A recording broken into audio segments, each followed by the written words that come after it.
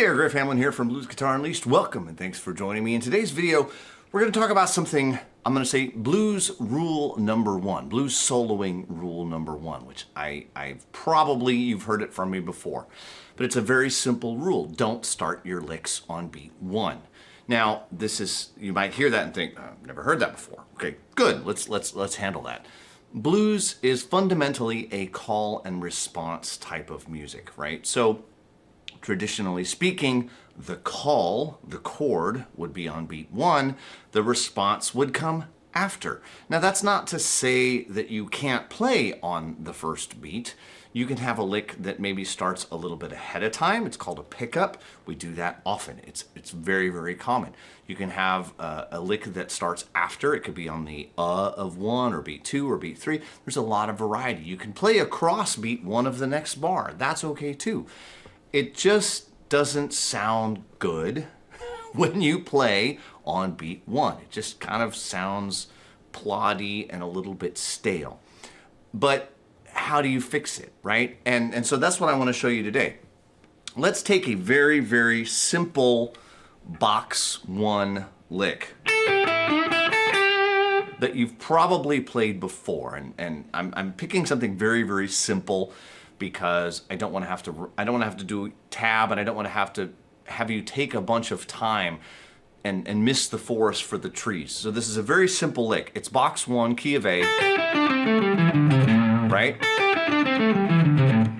Notice that I'm playing it from the top note, not the bottom. If you only practice your scales from the bottom to the top, you're doing yourself a disservice. You need to play from the top down. So, but that's a side note.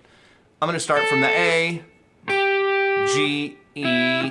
When I get down to the D, I'm gonna bend it up and do the E and the A with my little Albert King finger roll. Now, you could pull off from the G to the E, or you can pick it, I don't care. And then from there, pick a note. I'll end on G.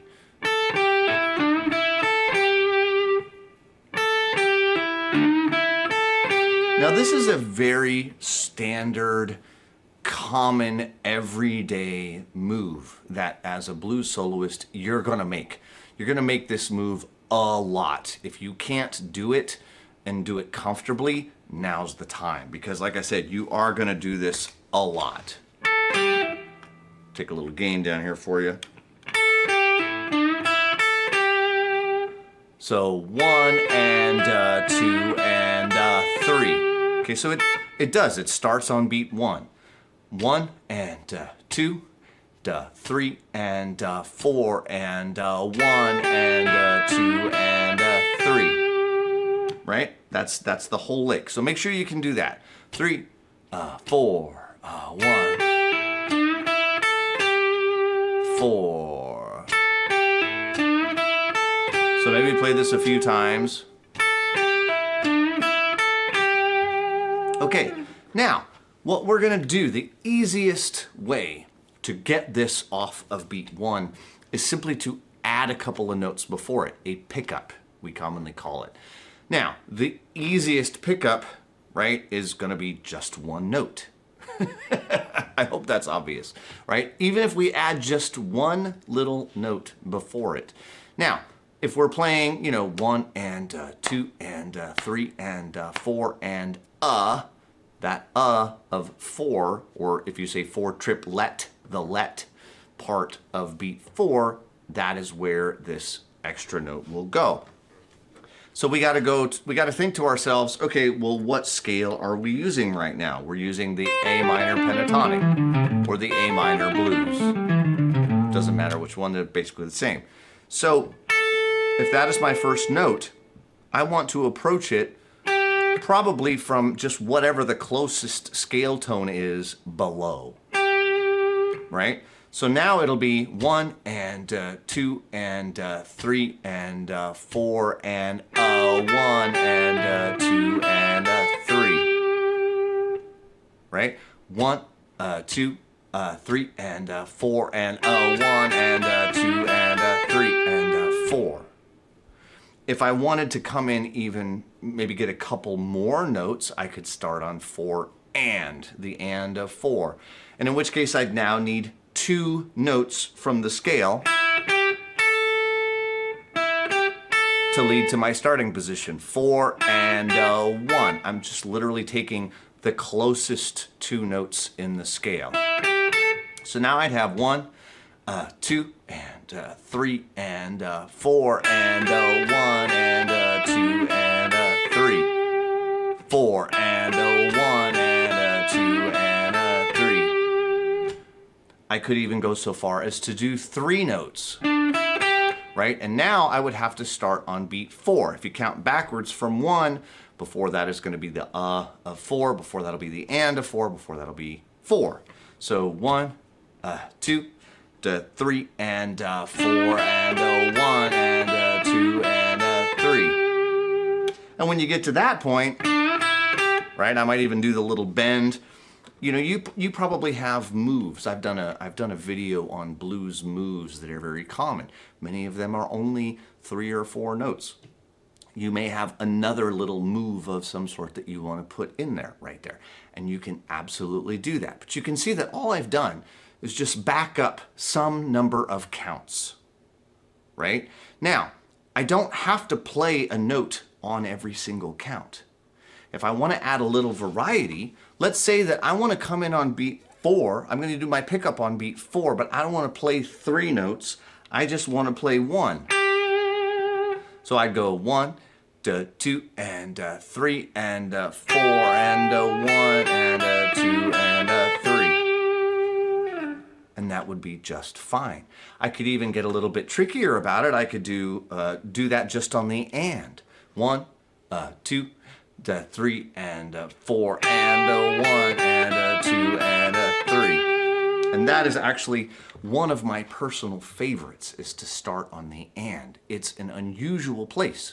When we have 1, and 2, and 3, we often start on the downbeat, or what we call the upbeat, which is the we don't often start on the and. So if you want to add a little bit of extra hipness and a little extra rhythmic variety to what you're doing, start on the and, but just play 1 note and hold it. Now you've got rhythmic variety, you've got this kind of cool syncopation thing going on, plus you have now 1 note that lasts 2 counts, and then a bunch of notes that only last 1 count each.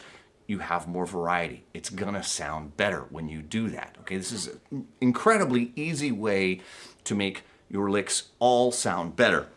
Let's take something really simple, right? Let's take a little, 4-note solo. 4-note solo pattern.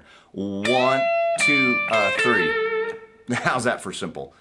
We'll bend that top note up. 1, and 2, and 3. So 10th fret bends up, comes back down to the 8th fret, ends at the 10th fret of the 2nd string. This is, if you've not seen my 4-note solo video, I'll leave a link near this video. You can check it out. But most folks that know who I am have seen that video.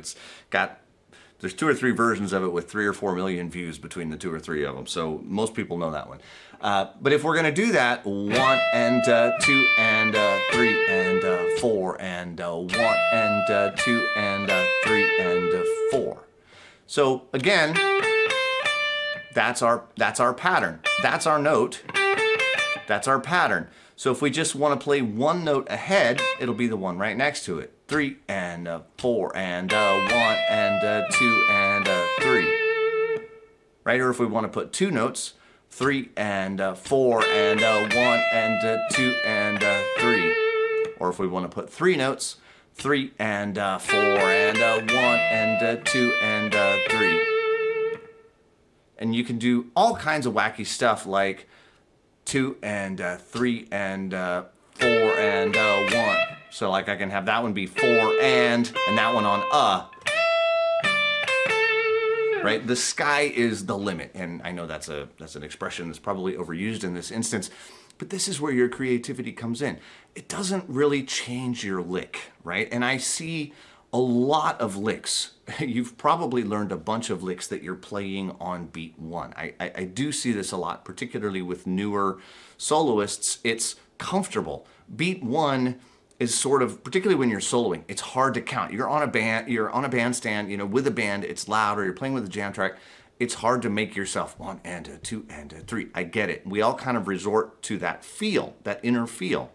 which at a performance or you know, what I might call playtime or performance time, that makes sense. You're probably not going to sit there and be all consumed with counting. I get it.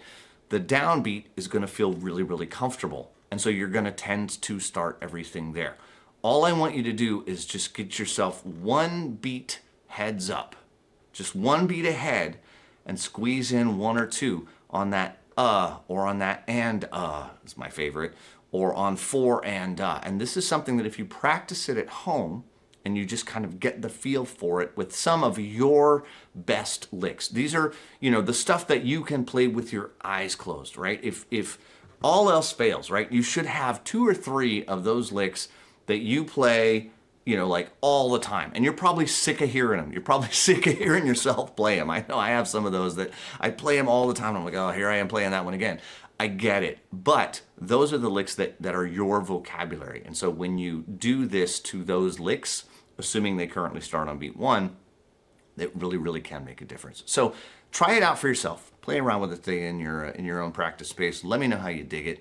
If you got guitar playing friends that you think would get something out of this video, of course, I hope you'll share it with them. As always, I'm Griff Hamlin from Blues Guitar Unleashed, and I will talk to you soon. Bye-bye.